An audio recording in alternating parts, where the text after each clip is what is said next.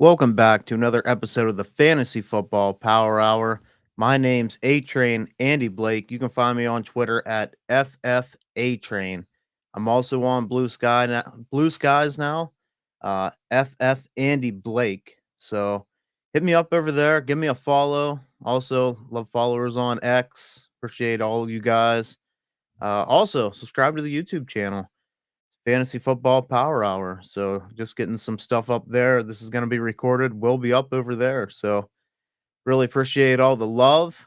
Uh, I really want to talk about some rookie quarterback film breakdown. So I know it's not a sexy class, but we have to start talking about this because especially in our Dynasty Superflex drafts, that quarterbacks are going to go high. So how should we value some of these guys? And I think it's important that we break them down. So without further ado, let's go ahead and start getting into it. Let's talk about the guy who seems like he's going to go first here, and that's Cam Ward, quarterback out of Miami. He is a senior. Uh, his accomplishments: Heisman finalist, uh, QBR 88.7, second in NCAA, transferred to Miami from Washington State. So it's kind of that thing at Washington State. You want to see more, and we ended up getting more here in Miami last year, throwing for 4,300 yards, 39 touchdowns, and 7 picks. So some of his pros that I did see plays comfortable out of the pocket. Sometimes it's almost it almost looks too comfortable to me, which I'm not saying that's a bad thing. He had an amazing line. There's videos out there of him literally just the line just doing what they need to do and just doesn't even really step into the throw. So uh, always looking downfield. One thing about Cam Ward, I think he's a pretty athletic guy. And for him not to just always take off and run, always looking downfield, I do like that. Now, I do want to see him run some in the NFL, especially for fantasy here. And I think he has some sneaky athletic upside. So we'll see what all he does here in the combine and maybe even what he runs. I could see if he does run pretty good, a stock going up even more. I think people are kind of like 1 foot in, 1 foot out with Cam. I have seen a lot of people though that really, really like Cam Ward. He does go through all of his reads. That's something that I did like. Now he does have some problems that we will go over with that.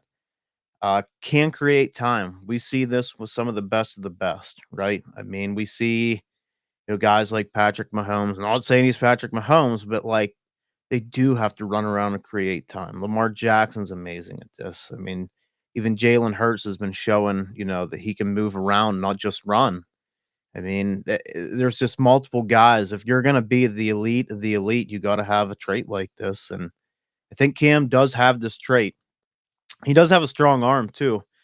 Uh, I wish he would have threw the ball downfield a little more than what he did, but I mean, from what I did see, he has a pretty strong arm. Also, I feel like with Cam, my favorite thing about him is I absolutely love his attitude. So he's out telling teams too. He'll remember if they pass on him. You've seen the whole thing with Shedeur, and I mean that's even no knock to Shedeur here. Just he says he wants to be remembered as a football player, and I love that attitude. I think that's what you have to come in to the NFL. You got to be a leader. You got to show. I mean, you're not playing with high school guys. You're not playing with college guys. You're playing with grown men. I mean, the best of the best in the world, and you got to come in there with an attitude of being able to take that locker room, put it on your shoulders. I mean, we've seen Jaden Daniels do this, not just with his play. Guy's just a leader. So I think Cam does have that trait about him. And some of the cons I want to go over. So a lot of good stuff here with Cam Ward, but I did see some very just off target easy throws that he should have made. I don't know if it's basically just footwork or just kind of like not used to pressure with this line being so good. He did make a lot of dangerous throws and just bad decisions at times. I think just trying to maybe trust his arm, which he does have a great arm, but just trying to zing some stuff in there just didn't work for him. An example of that is in the Cal game. He made an across body and a cross-field throw. There's guys in the NFL, you can only name a couple that can do that. So, and he doesn't have the arm like this. Like Josh Allen can make these kind of throws, and I know Josh Allen coming out did not have the greatest arm. I mean, he's always had a strong arm, but just like off target throws and stuff. And you do this stuff, especially as a rookie. If you come in here to a franchise and you're trying to do this and messing up, you're gonna get pulled. We're seeing this happen. These guys just getting a shorter and shorter leash. I mean, Anthony Richardson was a top end pick, and I mean, kind of got benched for Joe Flacco. I mean, I guess if he wasn't tired, if you want to talk about that, but like he just really, really disappointed. And now kind of just feels like Anthony Richardson going into this year is just kind of playing for his job. And you got to remember that even with Bryce Young, I mean, people were kind of quick to forget he was benched for Andy Dalton. So just a shorter leash for some of these guys. So if he does get an opportunity, he can't be making these really bad decisions across body throws. Uh, he did not look comfortable in the pocket at times when there was pressure. I felt like he held on to the ball a little too long at times. My biggest red flag about Cam Ward is his indecisiveness in throwing the ball. Multiple times, it just seems like he second guesses his throws. And I got to watch a lot of this on all 22 film where he didn't see his first read. It's very alarming to me. Uh, I just sometimes you have to just throw that ball. As great as Jalen Hurts has been playing, I mean, I even seen him do this. You look at that Washington game, he just needed to throw it. 3 steps, throw it up to AJ Brown, and, he was having some problems doing that in that game, and I know it was a blowout game.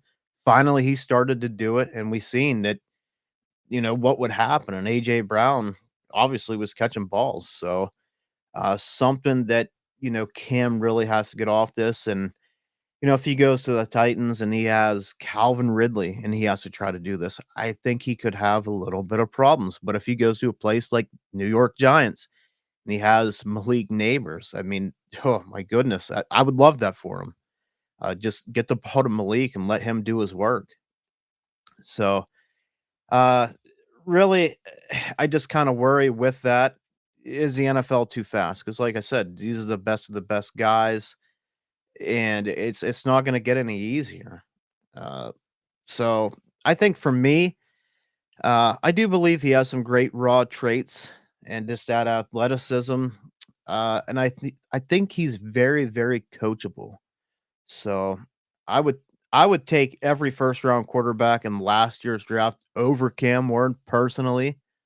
So, obviously, your big 3 and Caleb, Drake, and Jaden.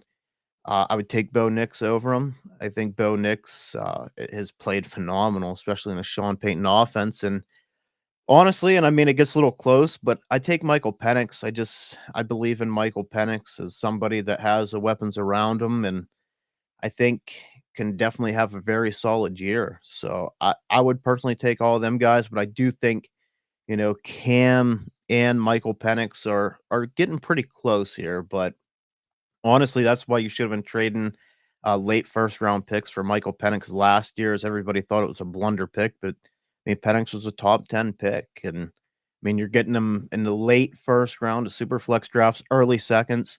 A lot of my competitive teams that I had a late first, I traded right away and got Michael Penix. So pretty happy about a lot of my Michael Penix shares. And you're looking at Cam Ward. I see him go a lot.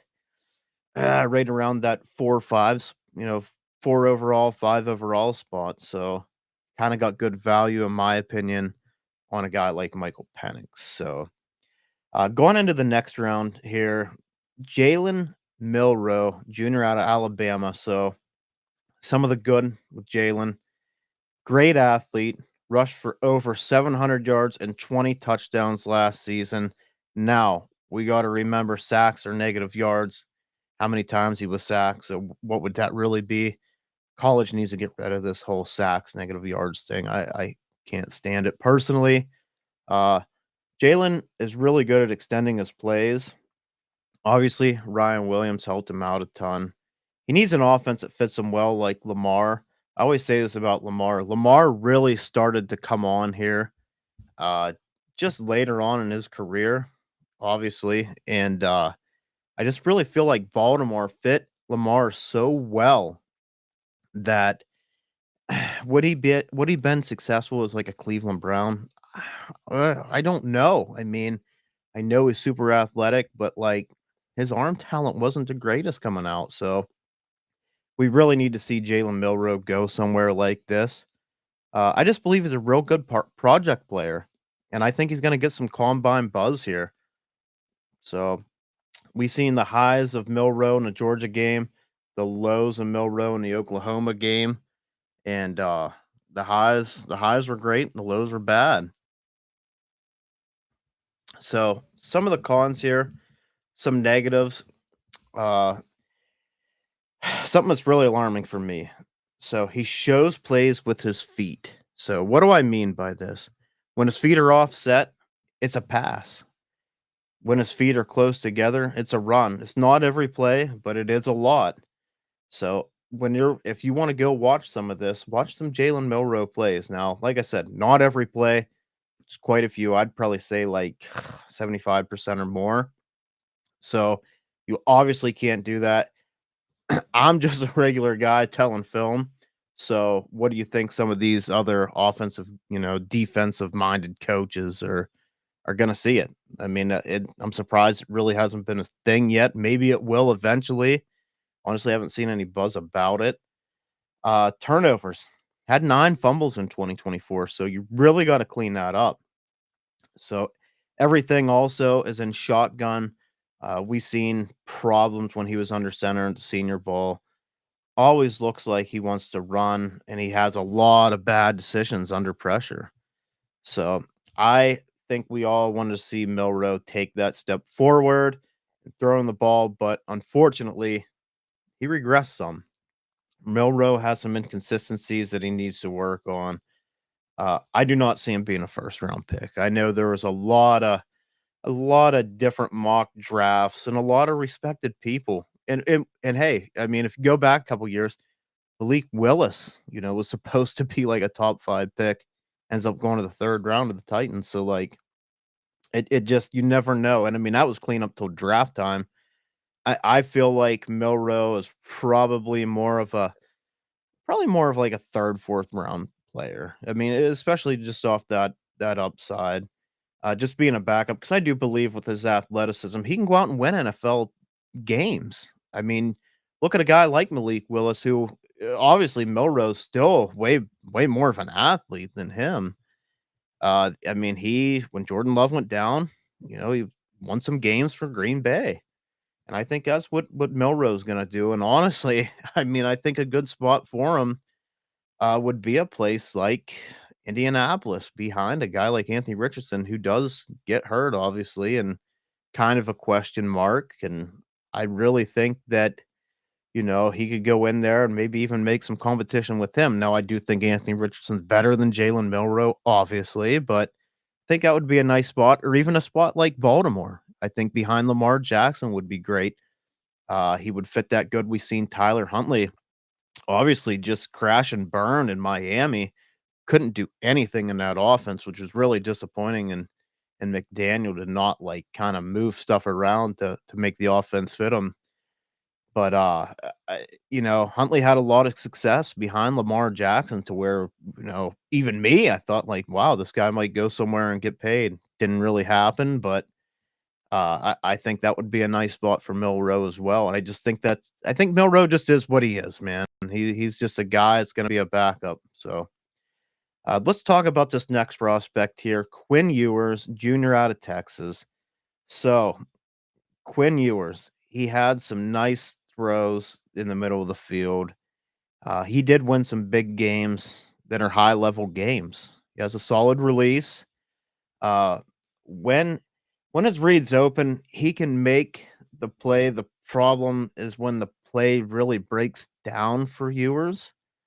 It, and that just screams backup Canadian Football League. Like, not even trying to be ignorant. Like, he's just I'm really surprised. I'm really surprised he came out, honestly. I just, we watched Xavier Worthy film last year. We watched AD Mitchell film last year, and we all said last year, as I say, we all, just the whole community, wow, Quinn Ewers is really, really bad.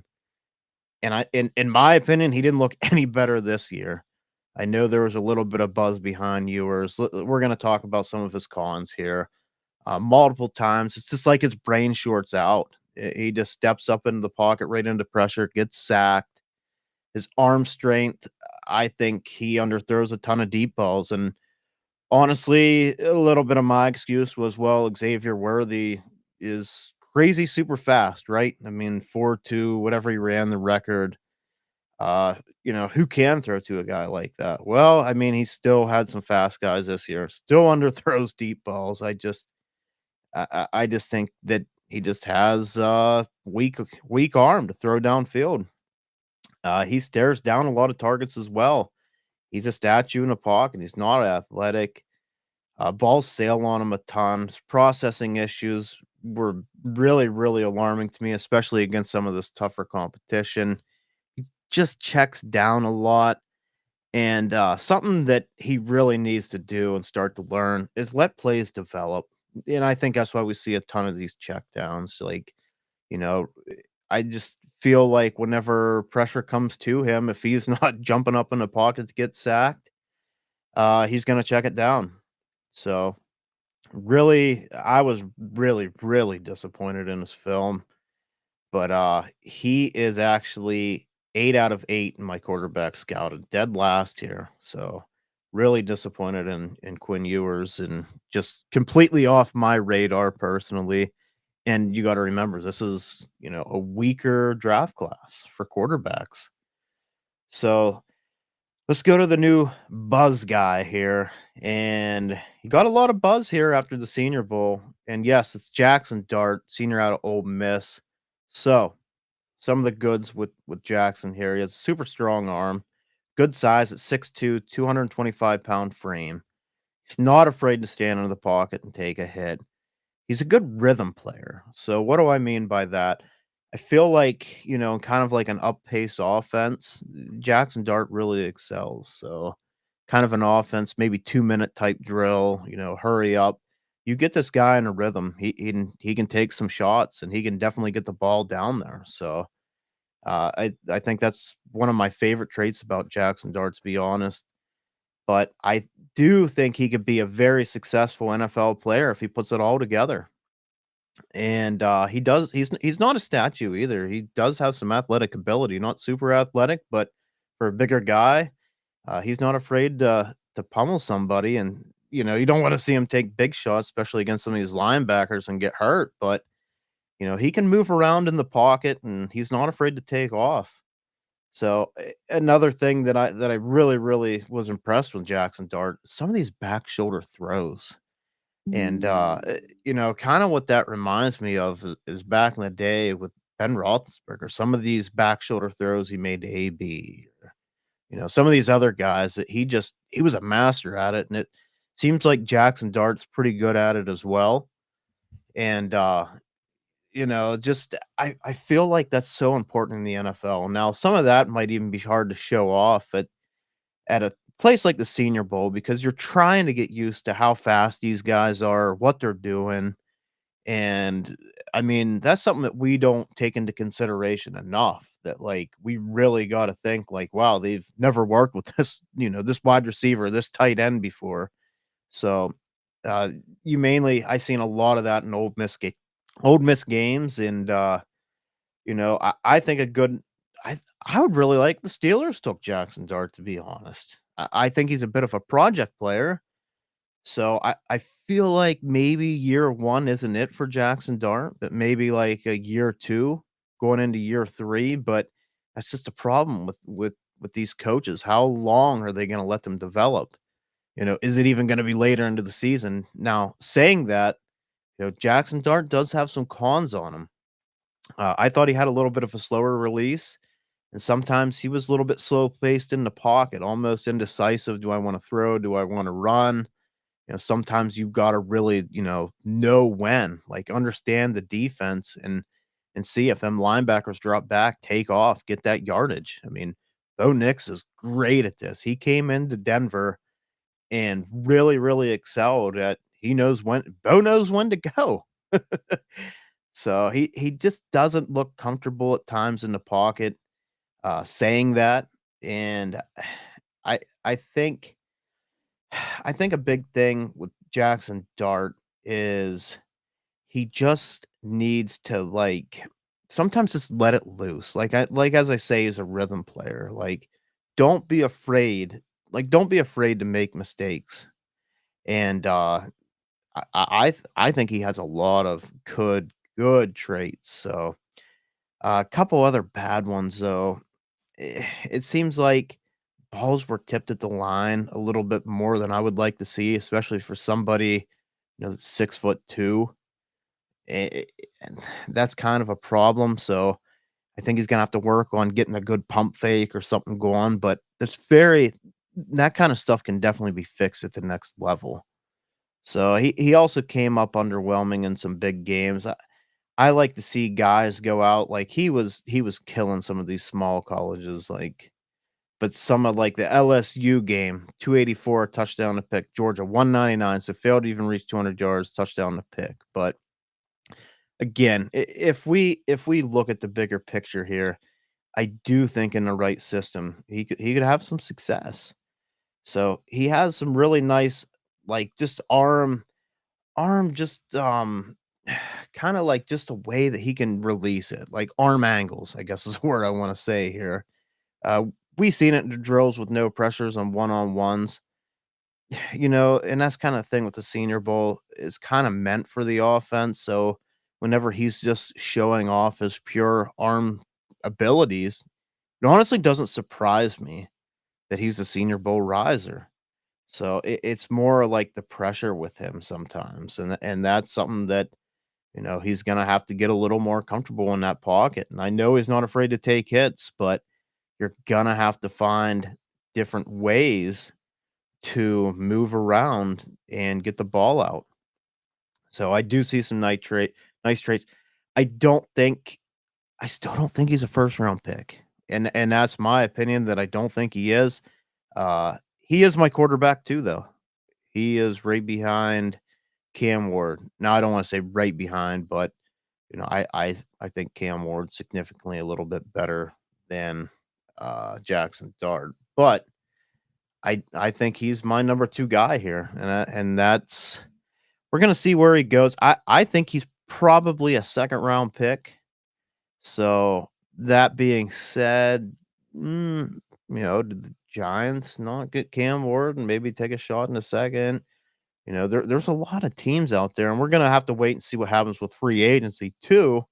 The Raiders with Pete Carroll, what happens there, which I think they're gonna be a little bit more of a win now. They want a guy that's gonna come in and try to win him some games. Pete's not getting any younger, and this is a very tough division. So let's move on to the next guy here. So this guy I was really impressed with personally. Also at the Senior Bowl, Dylan Gabriel, senior out of Oregon. So I have a ton of stuff here that I absolutely loved with Dylan Gabriel.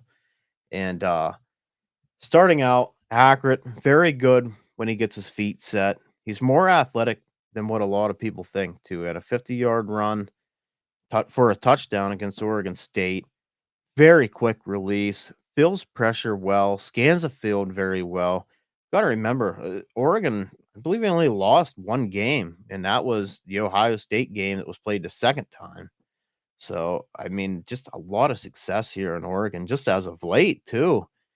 So, going into this first quarter, watch the throw when he's playing Purdue down the sideline. It's the stuff you can't teach. It's pure arm ability. He fits a ball into tight windows. Watch a slant in the Ohio State game. Uh, multiple plays where I seen him hitting Tez, just beautiful balls. He has a lot of experience too, and this is something that I'm really starting to take into more consideration when I'm drafting these quarterbacks.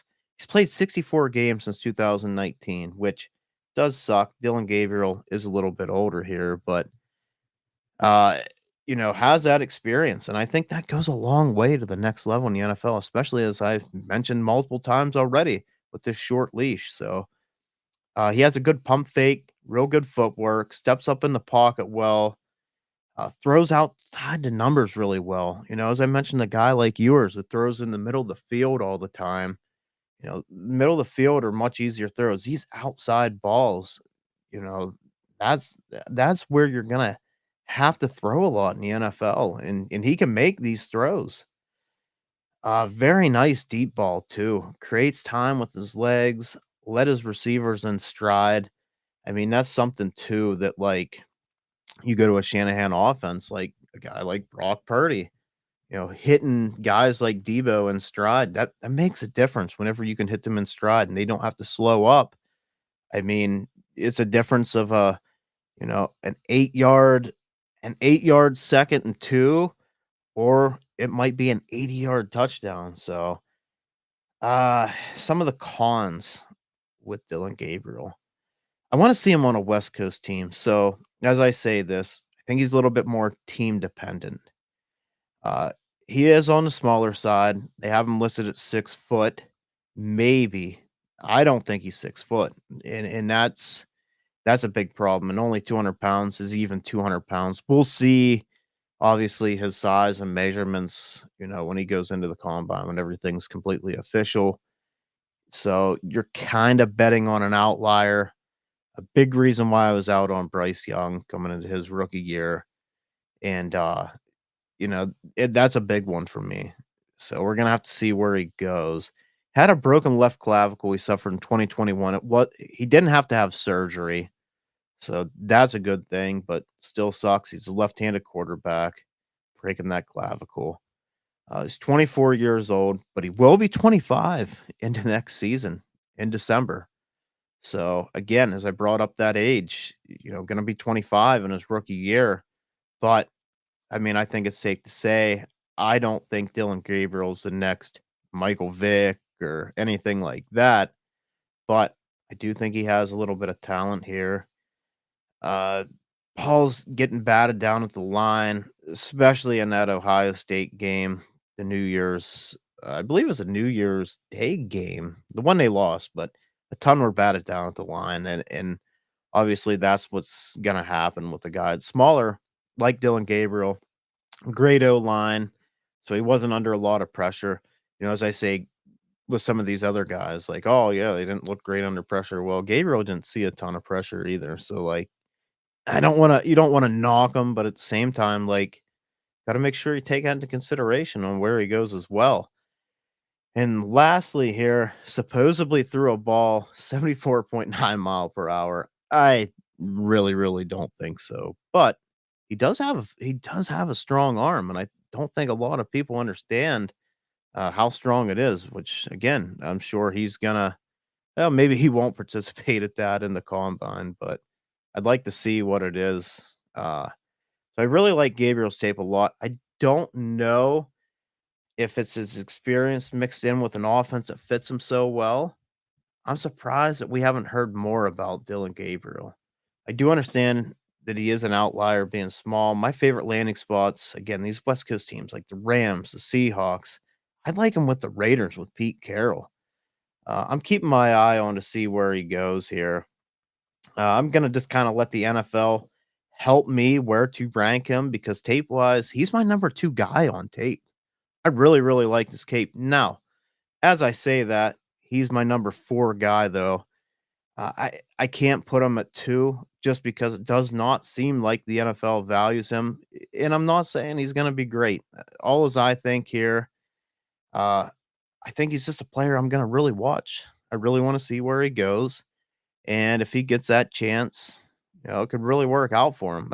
I would really like to see him in Miami. I'd like to see him in McDaniel's offense. I think he would fit that very well behind a guy, especially like Tua, has a lot of the same traits, like fitting them tight window balls into areas that like, only the receivers can get them and lead them in stride, especially when you have guys like Jalen Waddle and Tyreek Hill. So, uh, as I so if you don't know, the show is sponsored by Fast Draft. So, Fast Draft, it's an awesome app, guys. If you don't have it, make sure you go download it, check it out. If you do, you do get it, make sure to use the promo code POWER. That's promo code POWER. So Fast Draft will match you up to $25 if you are a first time depositor. And he's going to be my Fast Draft guy here because I did two different mocks earlier. Uh, and he was not taken in these Origin rookie drafts, even in Superflex. So it could be a guy that I want to sprinkle in some shares of now because if he does go a little bit higher than what we think now, he's not being talked about at all. And he does go to a good landing spot where he gets some work. He could be a guy you take in the last round, and you got to remember what quarterbacks score here. So if he does get some opportunities and puts up some points, this could be the difference maker for you. So he's going to be my fast draft guy. And, somebody that is not taken in super flex, I'm in, especially in the last round. So somebody I'm keeping an eye on. Again, fast draft. If you don't have it, make sure use that promo code POWER. They will match you up to $25 if you are a first time depositor. So as I'm done talking about Dylan Gabriel and all my love for him, let's talk about Will Howard, senior out of Ohio State. And some of the pros here with Will Howard, nice play action. He does have some mobility, fairly accurate on short throws like the 0 to 5 yards. Some of the mid throws, 10 to 15 yards. He has a good size. He actually took some snaps under center. None of these other guys really take any snaps. Jaxon Dart, I think, maybe took a couple. Still not many, but Will Howard actually took some snaps under center. I always make sure to make that a point. Threw for over 4,000 yards, 35 touchdowns, 10 interceptions. So, some of the cons here for Will Howard. He goes down very easy for being 6'4", 235 pounds. He stared down his receivers a lot at times. His deep ball was off at times. Gets confused, makes some poor decisions. I seen him miss sinking linebackers multiple times in the Texas game. I know the Texas Longhorns had good defense, but multiple times missed him sinking linebackers. Forces a lot of throws. Timing seemed a bit off. A lot of balls were batted at the line. Again, if you're a 6'4" and getting balls batted at the line, you gotta throw some pump fakes. You gotta do something about that. That just kills an offense. Just kills a whole drive.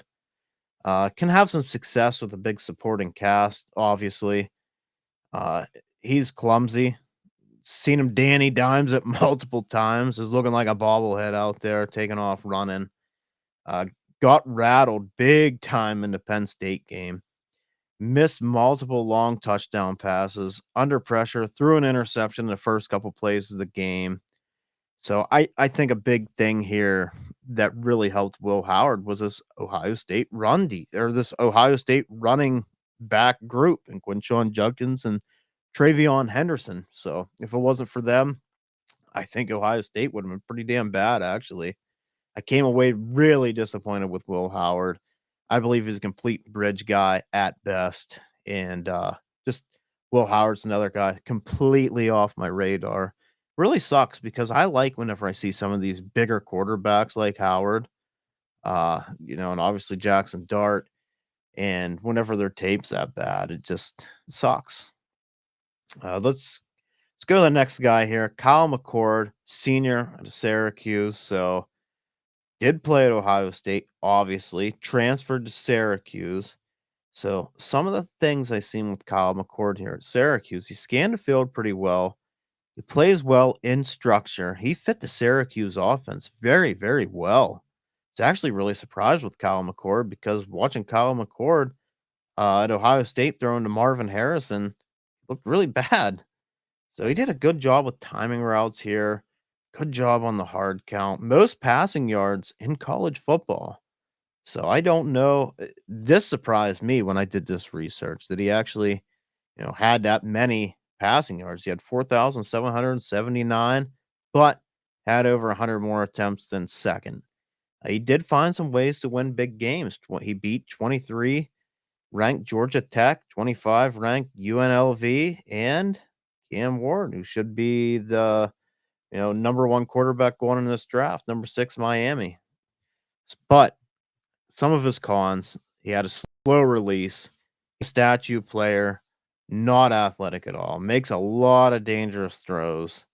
UNLV game that he did win, he should have thrown 4 or 5 interceptions.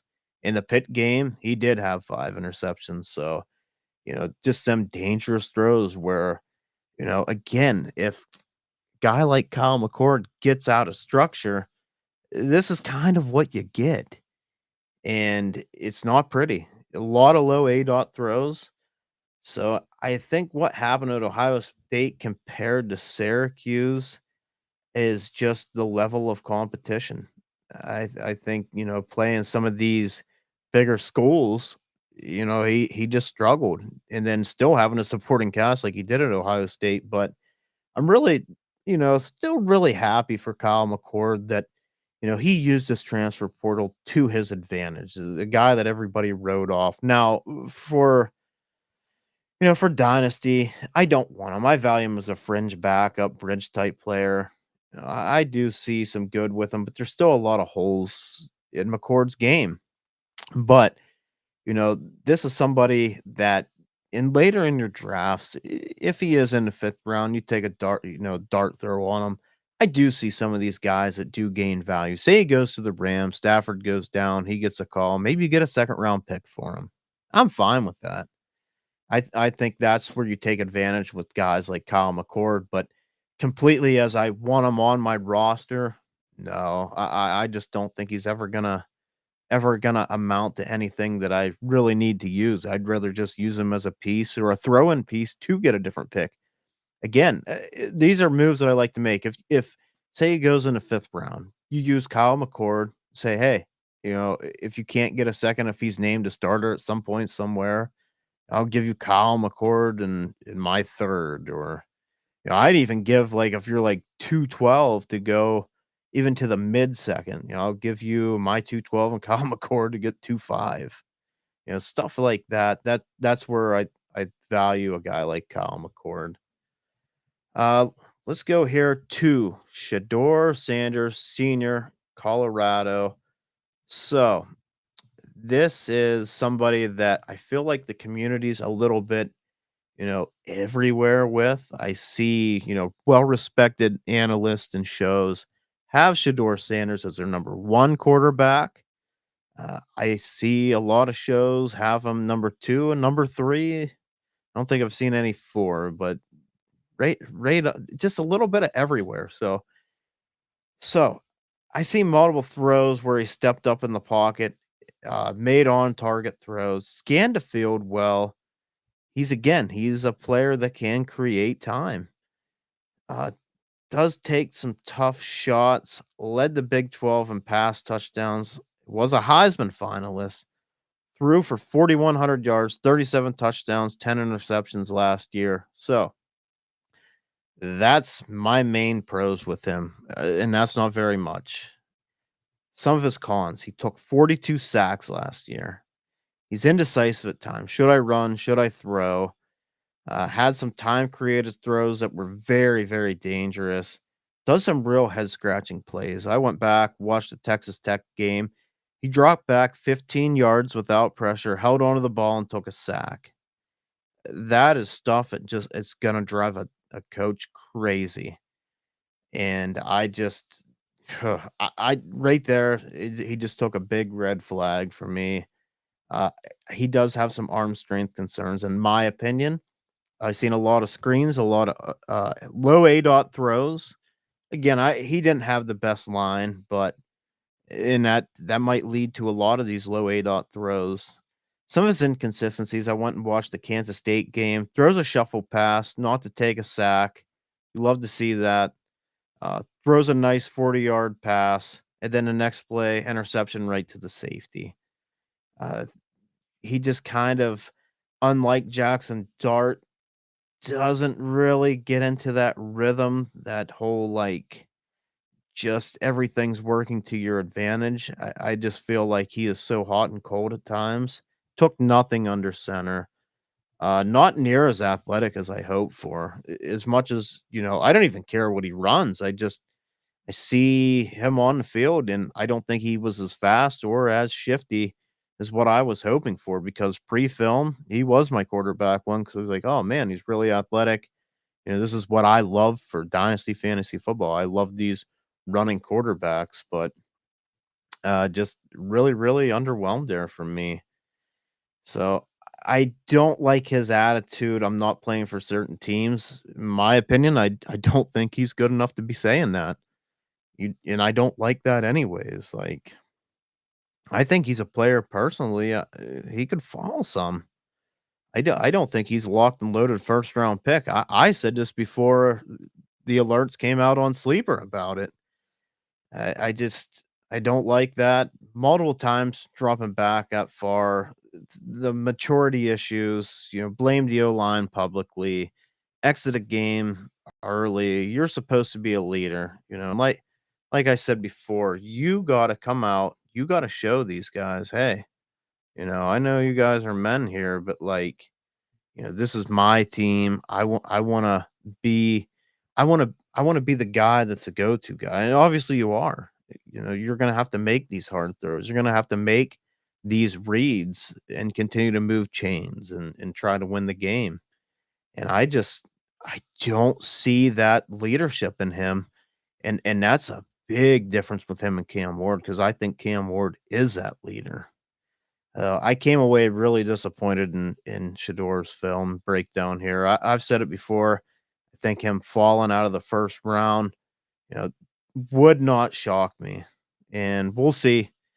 I just want to know, would he be ranked as high as he would if he wasn't Dion's boy? I don't think he would be. I think he'd probably be a third round pick, and we'll see. I truly, in my opinion, he's gonna be my number 3 guy behind Jaxon Dart, so I'm gonna go ahead, I'll give you my rankings here. I got Cam Ward at 1, Jaxon Dart at 2, I got Shedeur Sanders at 3, and Dylan Gabriel at 4, Jalen Milrow at 5, Will Howard at 6, Kyle McCord at 7, and Quinn Ewers to wrap it up here at 8.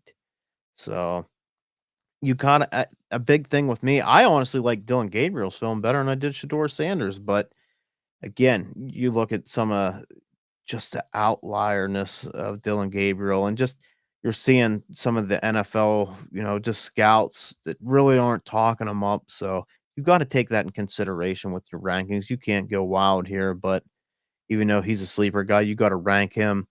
I don't wanna say a sleeper guy, but like a guy that I personally like. You can't overrank these guys. You kinda gotta go a little bit of what the NFL is showing you and just see. I mean, he still has plenty of time to get some steam here, but we'll see how everything goes for him. But that is gonna do it for this episode, on these quarterbacks.